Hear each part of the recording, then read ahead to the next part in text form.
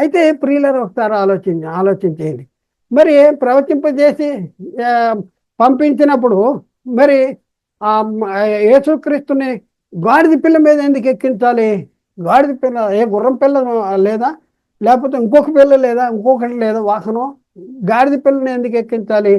అలాగే బట్టలు, గాడిద పిల్ల మీద బట్టలు ఎందుకు పరవాలి? అలాగే దారి పొడుగునా బట్టలు ఎందుకు పరవాలి? అలాగే మనం పరిశీలన చేస్తే కొమ్మలు, ఒలివ్ కొమ్మలు ఇవన్నీ మరి చెట్టు కొమ్మలు తెచ్చి ఎందుకు వేయాలి దారి పొడుగున?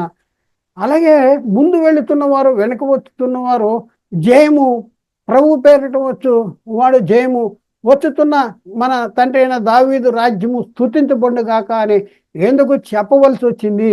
ఇది మనం ఆలోచించుకోవలసిన అవసరం ఉంది. ఆ రోజు ఏం జరిగింది అనేది మనకు అర్థం కావట్లేదు. అర్థం కాకుండా ఈరోజు మనం చూస్తుంటే ఎన్నో రకాలైనటువంటి అసత్య బోధలు లోకంలోనికి సాతాను ప్రవేశపెట్టేస్తా ఉన్నాడు. ఒక గంభీరమైనటువంటి కార్యము, ఒక దేవుని సంకల్పము నెరవేర్చే భాగంలో మరి యేసుక్రీస్తు ఈ లోకానికి వచ్చాడు. ఈ లోకానికి వచ్చిన యేసుక్రీస్తు ప్రవక్తల ప్రవచనాల నెరవేర్పుగా గాడిద పిల్లనికి యెరూషలేములోనికి రావటం అనేది జరిగింది. అయితే ఒకసారి ఆలోచించండి, ఎందుకు యేసుక్రీస్తు జీవితంలో ఈ సంఘటనలు జరిగినాయి? గాడిద పిల్లలు ఎక్కటం, కింద బట్టలు పరవటం, ఒలివ కొమ్మలు కానీ ముందు ముందు వెళ్తున్నారు, వెనక వచ్చుతున్న వారు వీళ్ళు గొల్లు చేయటం ఏంటి, వీళ్ళు అరవటం ఏంటి, దావీదు కుమారుడు జయమని అరవటం ఏంటి? ఇదంతా మనం పరిశీలన చేస్తే ప్రియులారా చాలా జాగ్రత్తగా ఆలోచించండి. ఒక వ్యక్తి, ఇశ్రాయేలీల్లో ఒక వ్యక్తిని రాజుగా పట్టాభిషేకం చేసినప్పుడు ఏ పద్ధతులను అనుసరించేవారు, ఇది మనం ఆలోచించాలి. ఇక్కడ వరకు ఎవరు రావట్లేదు. ఇప్పటి వరకు చాలా మంది ప్రసంగాలని గమనించాను, కానీ ఇక్కడ నుంచుంటలేదు. అసలు ఇశ్రాయేలీల్లో ఒక వ్యక్తిని పట్టాభిషేకం చేసినప్పుడు ఏ పద్ధతులను అనుసరించేవాళ్ళు, అవే పద్ధతులు క్రీస్తు జీవితంలో ఆ రోజు జరిగినవా అనేసి మనం ఒక ప్రశ్న మనం వేసుకోవాల్సిన అవసరం ఉంది. ఏ పద్ధతులు జరిగినాయి? కంచరగాయల మీద కూర్చుండబెట్టారు, తైలపు కొమ్ము తీసుకొని వాడిని అభిషేకించారు, తమ వస్త్రములను పట్టుకొని మెట్ల మీద అతని క్రింద పరిచారు, బాకానాదం ఊదారు, ఫలానా వ్యక్తి రాజై ఉన్నాడు అని చాటించారు. అయితే ఇక్కడ మనం చూస్తే ఇశ్రాయేలీల్లో జరిగేటటువంటి సందర్భం, ఇశ్రాయేల్లో ఏ సందర్భం జరుగుద్దంట? కంచరగాడి మీద ఎక్కించడం జరుగుద్దంట. అంటే ఒక వ్యక్తిని, ఇశ్రాయేల్లో ఒక వ్యక్తిని రాజ్య పట్టాభిషేకం చేసినప్పుడు ఈ సంఘటనలు జరుగుతాయి. ఇవి బైబిల్లో ఉన్నాయి. ఈ జరిగిన సంఘటనలు బైబిల్లో ఉన్నాయి. ఏంటి? కంచరగాడి మీద ఎక్కించడం బైబిల్లో ఉంది, తైలపు కొమ్ము తీసి వాడిని అభిషేకించడం బైబిల్లో ఉంది, తమ వస్త్రాలను పట్టుకుని మెట్ల మీద వేయటం అనేది బైబిల్లో ఉంది, బాకానాదం ఊదటం అనేది బైబిల్లో ఉంది. ఫలానా వ్యక్తి, లేకపోతే సొలొమోను రాజే ఉన్నాడు, సొలొమోను రాజు యెహో రాజే ఉన్నాడు అనేసి చాటించటం అనేది, ఇవన్నీ కూడా మరి పాత నిబంధన గ్రంథంలో ఇశ్రాయేలీల్లో ఈ రకమైన, అంటే ఒక వ్యక్తిని రాజ్య పట్టాభిషేకం చేసినప్పుడు ఇలాంటి కార్యక్రమాలు జరిగించటం అనేది వాళ్ళ వాడుక, లేకపోతే వాళ్ళ యొక్క పద్ధతి. అయితే ప్రియులారా, ఇశ్రాయేల్లో కొంతమంది వ్యక్తులను రాజ్య పట్టాభిషేకము చేసిన విధానాన్ని గురించి పరిశీలన చేసి ఆ పద్ధతి యేసుక్రీస్తు జీవితంలో నెరవేరిన సంగతిని గురించి నేర్చుకుందాము. ఎంత అద్భుతం చూడండి. ఇశ్రాయేల్లో ఎవరెవరికి అభిషేకం చేశారు, యేసుక్రీస్తు జీవితంలో ఏదైతే జరిగిందో అలా పాత నిబంధనలో ఎవరికి చేశారు, అవి కూడా మనం తెలుసుకుంటానికి ప్రయత్నం చేద్దాం. అయితే ప్రియులారా, పాత నిబంధన గ్రంథంలో ఇశ్రాయేలీల విషయంలో మనం పరిశీలన చేస్తే సౌలును రాజ్య పట్టాభిషేకం అనేది జరిగింది. అలాగే దావీదుని పట్టాభిషేకము చేస్తాం అనేది జరిగింది. సొలొమోను రాజ్య పట్టాభిషేకం అనేది జరిగింది. యెహోవా రాజ్య పట్టాభిషేకం అనేది జరిగింది. ఆఖరిలో మనం చూస్తే మట్టల ఆదివారం దినాన్న, మీరు అనుకుంటున్నట్టు మట్టల ఆదివారం దినాన్న యేసుక్రీస్తు రాజ్య పట్టాభిషేకము చేయటం అనేది జరిగింది. ప్రియులారా, ఒకసారి ఆలోచించండి. వీరిలో మనము సొలొమోను రాజ్య పట్టాభిషేకాన్ని గురించి పరిశీలన చేద్దాము. అలాగే యెహోవా రాజ్య పట్టాభిషేకము జరిగినటువంటి పద్ధతిని గురించి కూడా పరిశీలన చేద్దాము. ముందుగా సొలొమోను రాజ్య పట్టాభిషేకము, సొలొమోనుని రాజ్య పట్టాభిషేకం చేసినప్పుడు ఏం జరిగింది అనేసి మనం చూస్తే దావీదు చెప్తా ఉన్నాడు. మొదటి రాజుల గ్రంథము మొదటి రాజుల గ్రంథంలో 1వ అధ్యాయంలో 33 నుంచి 40 వచనాలు మనం చదివితే అక్కడ అంతటా రాజు మీరు మీ ఏలిన వాడనైనా నా సేవకుడిని పిలుచుకొని పోయి నా కుమారుడైన సొలొమోనును నా కంచరగాడి మీద ఎక్కించి గీహోనుకు తీసుకొని పోయి యాజకుడైన సోదోకును ప్రవక్త అయిన నాతాన్ను అక్కడ ఇశ్రాయేలీల మీద రాజుగా అతన్ని అభిషేకము చేసిన తర్వాత మీరు బాకానాదము చేసి సొలొమోను చిరంజీవి గాక అని ప్రకటించాలి అంటాడు. చిరంజీవి గాక. దావీదు తన కుమారుడైన సొలొమోన్ని రాజ్య పట్టాభిషేకము చేసే సందర్భంలో చెప్తున్నాడు. గాడిద పిల్ల మీద ఎక్కువ అని అంటున్నాడు. ఆ తర్వాత రాజుగా అభిషేకం చేయాలంటాడు. పట్టాభిషేకం చేసిన తర్వాత బాకానాదం ఊదాలి అనేసి చెప్తా ఉన్నాడు. ఇంకా చదువుతాం 35వ వచనంలో, ఇశ్రాయేలీల వారి మీద యూదా వారి మీదను నేను అతన్ని అధికారిగా నియమించి ఉన్నాను గనుక పిమ్మట మీరు యెరూషలేమునకు అతన్ని వెంట తీసుకుని రాగా అతడు నా సింహాసన మీద ఆసీనుడై నాకు ప్రతిగా రాదగునని చెప్పాను, సెలవిచ్చాను. ఇది ఎవరు చెప్తున్నారు? దావీదు చెప్తున్నాడు. ఎవరి గురించి? తన కుమారుడైన సొలొమోను గురించి చెప్తా ఉన్నాడు. అంతటా యెహోయాదా కుమారుడైన బెనాయా రాజునకు ప్రత్యుత్తరము ఇట్లు ఇచ్చి, అలాగున జరుగును గాక, నా ఏలినవాడును రాజువును నగు నీ దేవుడైన యెహోవా ఆ మాట స్థిరపరచును గాక అనేసి చెప్పాడు. అలాగే 37వ వచనంలో, యెహోవా నా ఏలిన వాడును నా రాజును నీకు తోడుగా నున్నట్లు ఆయన సొలొమోనుకు తోడుగా నుండి నా ఏలిన వాడైన రాజుకు దావీదు యొక్క రాజ్యము కంటే అతని రాజ్యము ఘనముగా చేయును గాక అనేను. 38వ వచనం. కాబట్టి చూడండి, దావీదు చెప్పిన మాట వీళ్ళు ఏం చేస్తున్నారు చూద్దాం. కాబట్టి యాజకుడైన సోదోకును ప్రవక్త అయిన నాతాను యెహోయాదా కుమారుడైన బెనాయాను కెరేతీయులు ఫెలితీయులు అను రాజైన దావీదు కంతరి గాడిద మీద సొలొమోన్ని ఎక్కించి గీహోనుకు తీసుకుని రాగా, వీళ్ళందరూ గీహోన్ని తీసుకొచ్చారు గాడిద మీద ఎక్కించి. అప్పుడు ఏం జరిగింది? యాజకుడైన సోదోకు గుడారములో నుండి తైలపు కొమ్మును తెచ్చి సొలొమోనుకు పట్టాభిషేకము చేశాను. చూడండి, సొలొమోనుకి పట్టాభిషేకం చేశారంట. అప్పుడు వారు బాకానాదము ఊదారు. బాకా ఊదగా కూడిన జనులందరూ రాజైన సొలొమోను చిరంజీవి యొగ్గాక అని కేకలు వేసిరి. మరియు ఆ జనులందరూ అతని వెంబడి వచ్చి పిల్లన గ్రోవులను ఊదుతూ వాటి నాదముల చేత నేల బద్దలగునట్లు అత్యధికముగా సంతోషించిరి అనేసి అక్కడ రాయబడింది. ప్రియులారా, ఒకసారి ఆలోచించండి. సొలొమోను రాజ్య పట్టాభిషేకము జరిగిన సందర్భంలో ఆయన విషయంలో ఏ సంగతులు జరిగినాయి అనేసి మనం చూస్తే, కంచరి గాడిద మీద సొలొమోను ఎక్కించడం అనేది జరిగింది. యాజకుడైన సోదోకు గుడారం నుండి తైలపు కొమ్ము తెచ్చి సొలొమోనుకు పట్టాభిషేకము చేయటం అనేది జరిగింది.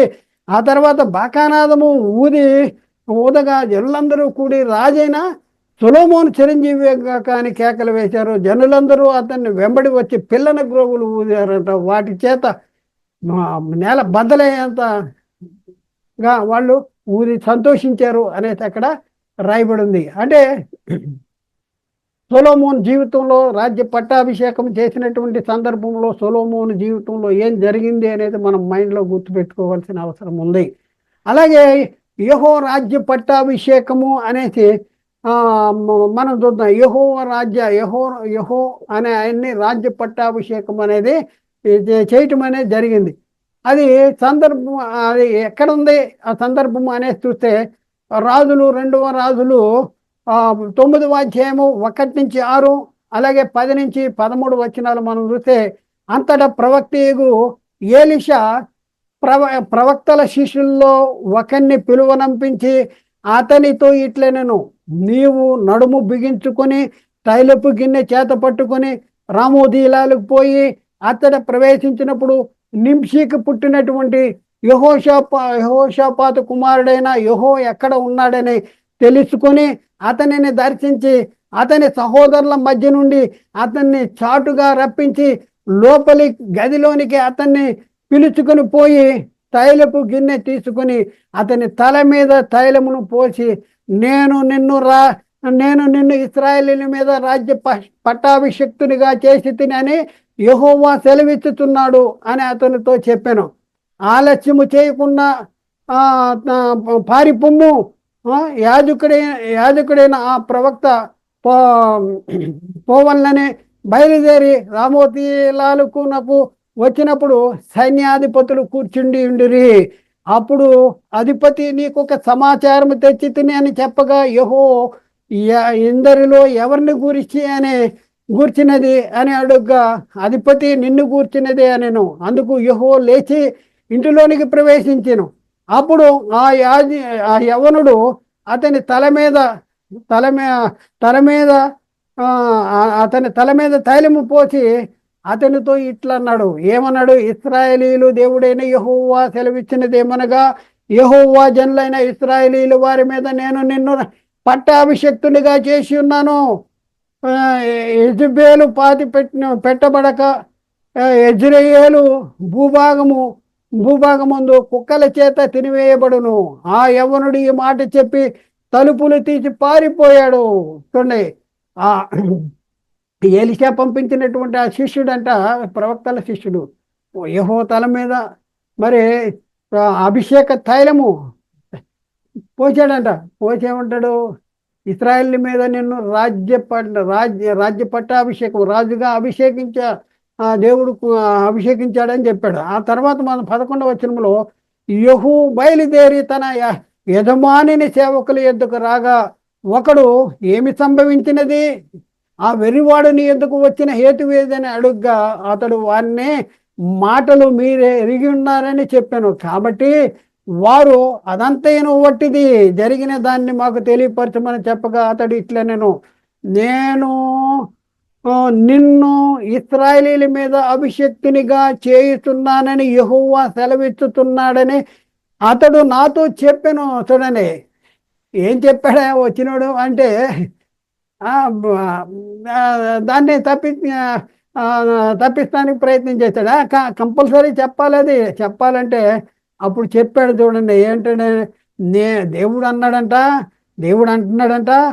నేను నిన్ను ఇశ్రాయేలీయుల మీద పట్టాభిషిక్తునిగా చేయుచున్నానని యెహోవా సెలవిచ్చుతున్నాడు అని అతడు నాతో చెప్పాడయా దేవుడు అంటున్నాడని అని అంటే అప్పుడు ఏం జరిగింది ఒకసారి ఆలోచిద్దాం. అంతటా వారు అతి వేగిరముగా తమ వస్త్రములను పట్టుకొని మెట్ల మీద అతని క్రింద పరిచి బాకా ఊదించి యెహోవా రాజై ఉన్నాడని చాటించిరి. ఎంత అద్భుతమో చూడండి, అంత అద్భుతం. అంటే ఒకటేంటంటే యెహో రాజ్య పట్టాభిషేకంలో జరిగిన సందర్భాలు ఒకటేంటంటే ప్రవక్తల శిష్యుడు వచ్చి తైలము తల మీద తైలం పోసినటువంటి పరిస్థితి, అతని తల మీద తైలము పోసి నిన్ను ఇశ్రాయేలీయుల మీద పట్టాభిషేక్తునిగా చేయిస్తున్నాడని యెహోవా సెలవిచ్చుతున్నాడని చెప్పాడు. రెండో మాట ఏంటంటే సమతము వస్త్రాల్ని పట్టుకుని వచ్చి మెట్ల మీద పరిచినటువంటి పరిస్థితి ఉంది. మూడో సంఘటన ఏంటంటే బాకానాదం ఊదినటువంటి పరిస్థితి ఉంది. ఆ తర్వాత చాటిస్తున్నారు, ప్రకటిస్తున్నారు, తెలియపరుస్తున్నారు. ఏంటి? యెహోవా రాజై ఉన్నాడని చాటించిరి. యెహో రాజై ఉన్నాడని చాటించారు. యెహోవా రాజై ఉన్నాడని చాటించారంట.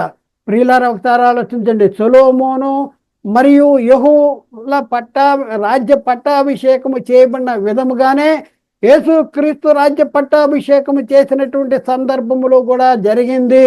ఈ సత్యాన్ని లేఖన వెలుగులో పరిశీలన చేయవలసినటువంటి అవసరం మనకుంది. చూద్దాం ప్రియులారా, యేసుక్రీస్తు రాజ్య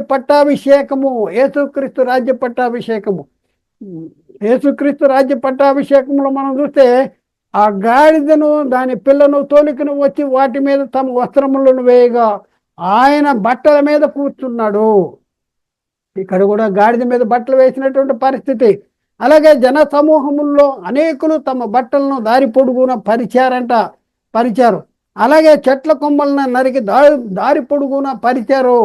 ఇంకా ఏమంటున్నారు? జయము, ప్రభువు పేరట వచ్చువాడు స్తుతించబడుగాక. ప్రభువు పేరట వచ్చినవాడు, తండ్రి పేరట వస్తున్నాడు యేసుక్రీస్తు. ప్రభు పేరట వచ్చువాడు స్తుతించబడుగాక. సర్వోన్నతమైన స్థలముల్లో జయము అని కేకలు వేయిచుండిరి. చూడండి, ఇక్కడ మనం చూస్తే సొలొమోను కానీ యెహోవా కానీ వారి రాజ్య పట్టాభిషేకం జరిగిన విధానాన్ని మనం పరిశీలన చేస్తే, యేసుక్రీస్తు గాడిద పిల్లని యెరూషలేములోనికి ప్రవేశించినటువంటి ఆ సందర్భములో జరిగిన కార్యక్రమాలన్నీ కూడా క్రీస్తు రాజ్య పట్టాభిషేకమును గురించి మరి జరిగిన విధానము అనేసి మనకి చాలా చక్కగా అర్థమవుతున్నటువంటి పరిస్థితి మనం చూస్తూ ఉన్నాం.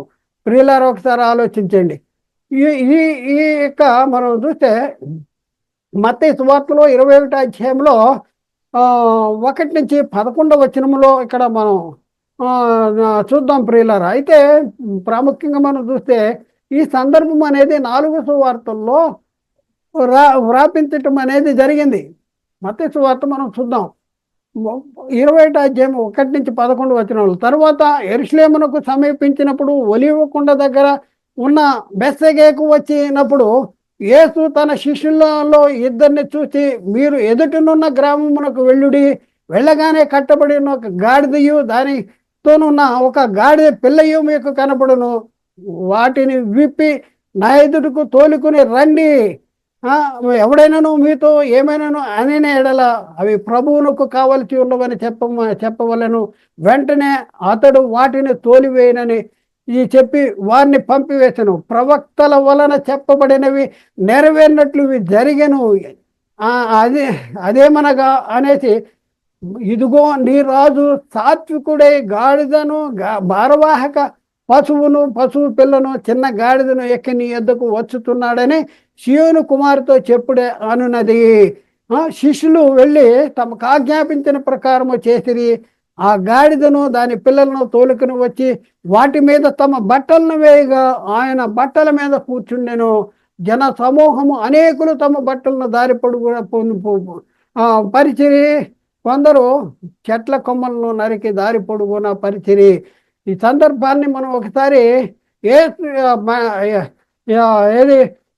యేసుక్రీస్తు గాడిద పిల్లలకి యెరూషలేము వచ్చినటువంటి సందర్భాన్ని, ఆ సమయంలో క్రీస్తు జీవితంలో జరిగినటువంటి సంభవాల్ని మనం ఒకసారి పరిశీలన చేస్తే తప్పనిసరిగా క్రీస్తు రాజ్య పట్టాభిషేకం అనేది జరిగింది అనేసి తప్పనిసరిగా మనం గ్రహించవాలి, తెలుసుకోవలసినటువంటి అవసరం ఉన్నది ప్రియులారా. ఇంకా మనం 9వ వచనంలో జన సమూహము ఆయనకు ముందు వెళుతున్న వారిను వెనుక వచ్చుతున్న వారిని ఏమంటున్నారంట? దావీదు కుమారునికి జయము. ఎవరికి ఇవ్వండి? ప్రవచన నెరవేర్పుగా యేసుక్రీస్తు వచ్చాడు, దావీదుకి ఇవ్వండి. మరైతే ఏం చెప్తున్నాడు? ఆయన తండ్రి అయిన దావీదు సింహాసనమును ఆయనకి ఇచ్చును అంటున్నాడు. అందుకనే ఎవరి పేరు చెప్తున్నాడు? ప్రభు పేరిట వచ్చి వాడు స్తుతించబడుగాక. సర్వోన్నతమైన స్థలముల్లో జయము అని కేకలు వేయిచుండిరి. ప్రియులారా, ఒకసారి ఆలోచించండి. యేసుక్రీస్తు జీవితంలో ఏం జరిగింది? అదేనా మనం మట్టలాదివారం అంటున్నారు.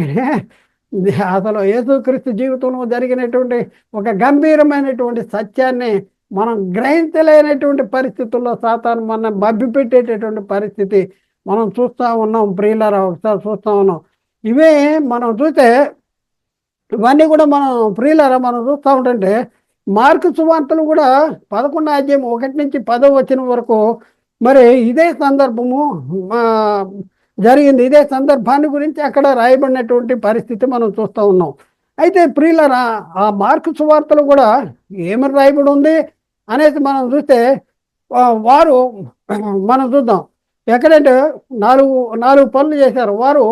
ఆ గాడిదను యేసునొద్దకు తోలుకుని వచ్చి తమ బట్టలను దానిపై వేసి ఆయన దాని మీద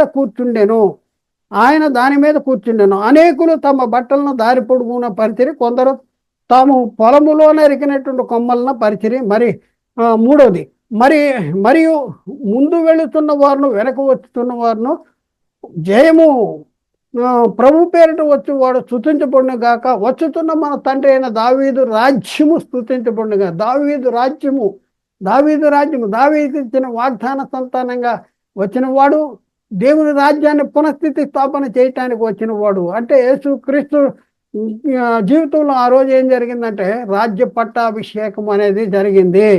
అదే మాట లోకాసు వార్తలో 19వ అధ్యాయం 29 నుంచి 40 వచనాల వరకు కూడా అక్కడ రాయబడినటువంటి సంఘటన రాయబడి ఉంది.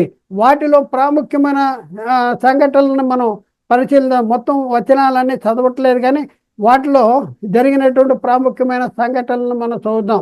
మొదటి సంగతి ఏంటంటే, వారు యేసునొద్దకు దాన్ని తోడుకుని వచ్చారండి, గాడిదని తోలుకొచ్చారు.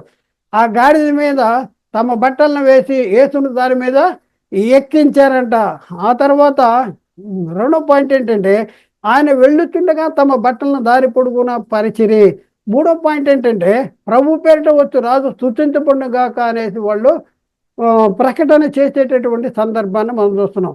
నాలుగో పాయింట్ ఏంటంటే, పరలోకముందు సమాధానమును సర్వోన్నతమైన స్థలముల్లో మహిమయు ఉండును గాక అనేసి వాళ్ళు చెప్పడం అనేది జరుగుతూ ఉంది. అలాగే యోహాను సువార్తలో 12వ అధ్యాయంలో 12 నుంచి 16 వచనాలు కూడా అక్కడ మనం చూసుకున్నప్పుడు అక్కడ కూడా ప్రియులరా, అక్కడ కూడా ప్రాముఖ్యమైనటువంటి సందర్భాలు ఏంటి అనేసి మనం చూస్తే, ఇక్కడ మనం చూద్దాం.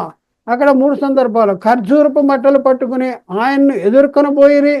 ప్రభు పేరిట వచ్చుతున్న ఇశ్రాయేలీల రాజు స్తుతించబడునుగాక అని కేకలు వేశారు. అలాగే సియోను కుమారి భయపడకుము, నీ రాజు సియోను కుమారి అంటే సియోను కుమారి అనేది ఎవరి గురించి చెప్తున్నాడు? వ్యక్తుల గురించి చెప్తున్నాడు. దేవుడు దావీదుకి ఇచ్చిన వాగ్దానం నెరవేర్పుగా వచ్చాడు. ఇదిగో నీ రాజు గాడిద మీదను ఆసీనుడే వచ్చుతున్నాడు అని వ్రాయబడిన ప్రకారము యేసు ఒక చిన్న గాడిదను కనుక్కొని దాని మీద కూర్చుండెను అనేసి యోహాను సువార్తలో కూడా రాయబడినాయి.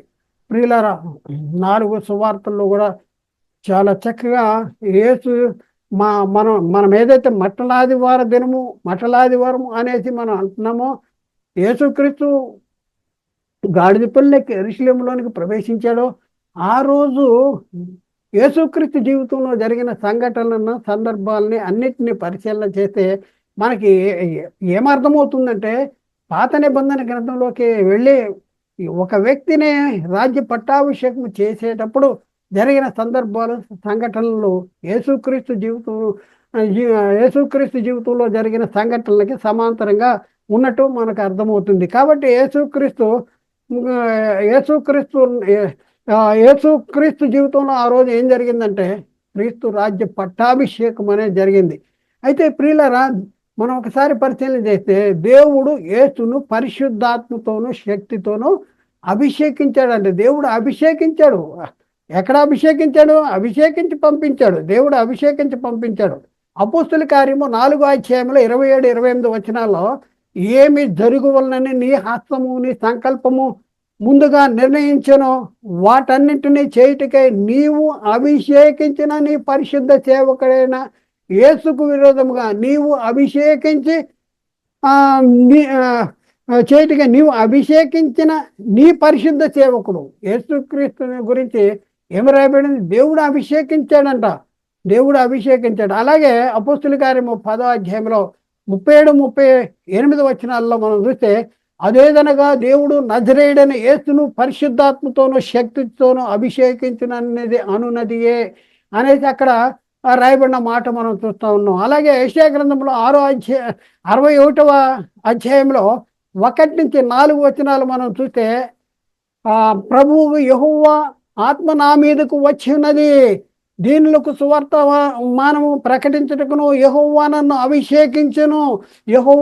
అభిషేకించును అనేసి ఇక్కడ రాయబడినటువంటి పరిస్థితి మనం చూస్తూ ఉన్నాం.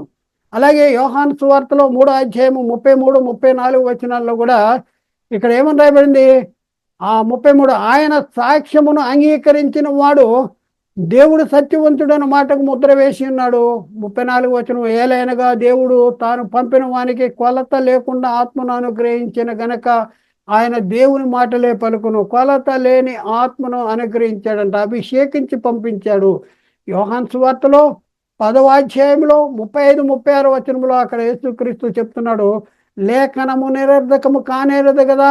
దేవుని వాక్యం ఎవరికి వచ్చునో వారే దైవములని నేను చెప్పిన యెడల దేవుని కుమారుడినని చెప్పినందుకు తండ్రి ప్రతిష్ట చేసి ఈ లోకంలోనికి పంపిన వానితో నీవు దేవదూషణ చేయుచున్నావని చెప్పుదురా అంటాడు. తండ్రి ప్రతిష్ట చేసి ఈ లోకానికి పంపించాడు. అలాగే యెషయా గ్రంథంలో 42:1-2 వచనాల్లో మనం చూస్తే, ఇదిగో నేను ఆదుకున్న నా సేవకుడు, నేను ఏర్పరచుకున్నవాడు, నా ప్రాణమునకు ప్రియుడు, అతని యందు నా ఆత్మను ఉంచి ఉన్నాను. అతడు అన్ని జనులకు న్యాయము కనపరచును. అతడు కేకలు వేయుడు, ఆ అరువుడు, తన కంఠ స్వరము వీధిలో వినబడనీయడు అనేసి ఇక్కడ రాయబడి ఉంది. కాబట్టి ప్రియులారా, ఒకసారి ఆలోచించండి. సొలొమోను రాజ్య పట్టాభిషేకంలో ఏం జరిగింది? అలాగే యేసుక్రీస్తు జీవితంలో మట్టల ఆదివారం దినము అంటున్నాం కదా, ఆ దినమున యేసుక్రీస్తు జీవితంలో ఏం జరిగింది? సొలొమోన్ని కంచర గాడిద మీద ఎక్కించారు. అలాగే యేసుక్రీస్తు కూడా గాడిద మీద ఎక్కాడు. యాజకుడైన సోదోకు తాలిపు కొమ్ము తీసుకొచ్చి మరి సొలొమోనుకు పట్టాభిషేకం చేశాడు. యేసుక్రీస్తుని దేవుడు అభిషేకించి పంపించాడు. అలాగే మనం చూస్తే బాకానాదం ఊదారు.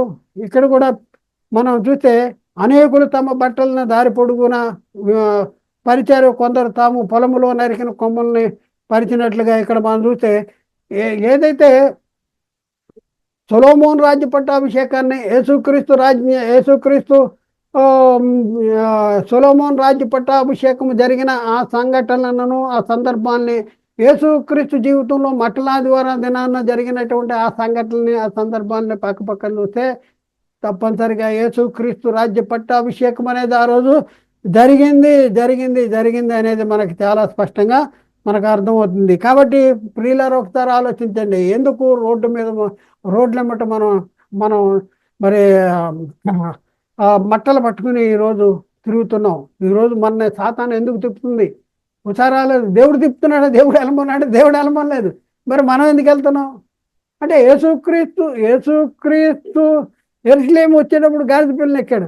మరి ఇప్పుడు ఎవరు ఎక్కుతారు? గాడిదని ఎవరు ఎక్కుతారు? ఎవరు ఎక్కుతున్నారు? ఎవరినైనా ఎక్కిస్తున్నారు గాడిదనే? బట్టలు ఆ రోజు బట్టలు పరిచారు, బట్టల మీద కూర్చోబెట్టారు యేసుక్రీస్తుని. ఒకసారి ఆలోచించండి.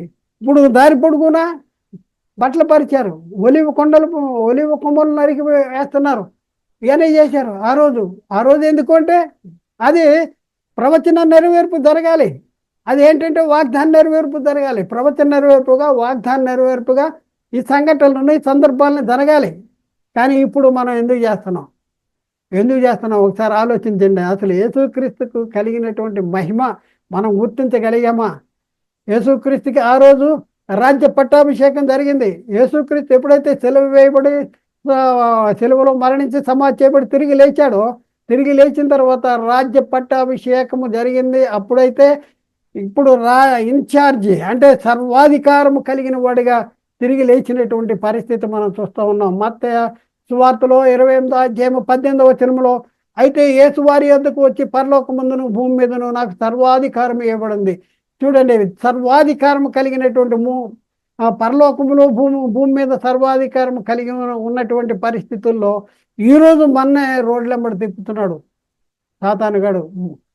కొమ్మలు పట్టుకుని రోడ్లెంబడి తిరుగుతున్నాడు. మట్ల ఆదివారం అంటే మట్ల ఆదివారం కాదు, తప్పది.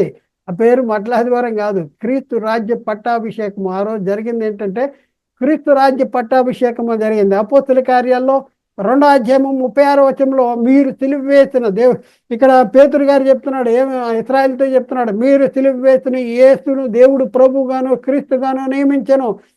ఎలా నియమించంట? మీరు సిలువ వేశారు, కానీ దేవుడు ప్రభువుగా క్రీస్తుగా నియమించను. ఇది ఇశ్రాయేలు వంశమంతా తెలుసుకున్న వలన అని ఆ రోజే పేతురు గారు ఇశ్రాయేలీలతో చెప్తున్నటువంటి పరిస్థితి మనం చూస్తూ ఉన్నాం. అలాగే పేతురు రాసిన మొదటి పత్రికలో 3:22 యేసుక్రీస్తు సిలువలో మృతి పొందిన తర్వాత పరలోకానికి వెళ్ళాడంట. వెళ్ళి అన్నప్పుడు ఆయన కలిగి ఉన్న మహిమను గురించి రాశాడు. 22 పేతురు రాసిన మొదటి పత్రిక 3:22 ఆయన పరలోకములకు వెళ్ళి దూతల మీదను, అధికారుల మీదను, శక్తుల మీదను అధికారము పొందిన వాడే దేవుని కుడి పార్శ్వమున కూర్చున్నాడు. ఎక్కడున్నాడు ఇప్పుడు? దేవుని కుడి పార్శ్వానికి కూర్చున్నాడు. ఎలాంటి మహిమలో ఉన్నాడు? పరలోకానికి వెళ్ళంట దూతల మీద, అధికారుల మీద, శక్తుల మీద అధికారం పొందాడు. అలాంటి యేసు క్రీస్తు కోసం ఈరోజు మీరు రోడ్ల వెంబడి తిరుగుతున్నారా? మొక్కల్లో ఈత మొక్కల్ని పట్టుకుని ఒకసారి ఆలోచించండి. ఫిలిప్పీ పత్రికలో 2వ అధ్యాయంలో 9, 10 వచనాలు మనం పరిశీలన చేద్దాం. అందుచేతను పరలోకమందున్న వారిలో కానీ, భూమి మీద ఉన్న వారిలో కానీ, భూమి క్రింద ఉన్న వారిలో కానీ ప్రతి వాని మోకాలు యేసునామమును వంగునట్లును, ప్రతి వాని నాలుక తండ్రి అయిన దేవుని మహిమార్థమే యేసుక్రీస్తు అను ప్రభు అని ఒప్పుకున్నట్లును దేవుడు ఆయనను అధికముగా హెచ్చించి ప్రతి నామమునకు పైనామము ఆయనకు అనుగ్రహించను. చూడండి ప్రియులారా, ఒకసారి ఆలోచించేయండి. ముఖ్యంగా గమనించవలసిన అవసరం వచ్చింది. ఎందుకంటే ఎంత మహిమలో యేసుక్రీస్తున్నాడు. యేసుక్రీస్తు కూడా ఆ రోజు కూడా జరిగింది క్రీస్తు రాజ్య పట్టాభిషేకం.